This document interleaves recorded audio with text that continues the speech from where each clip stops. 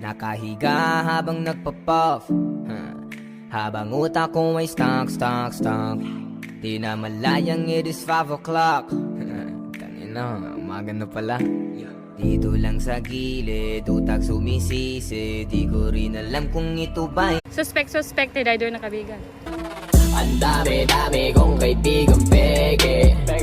Kala mo tunay yung pala hindi. Matanong ko lang sa'yo, oy ano, tunay ka ba? Plastic ka pala eh, ba't hanggang ngayon buhay ka pa? Pag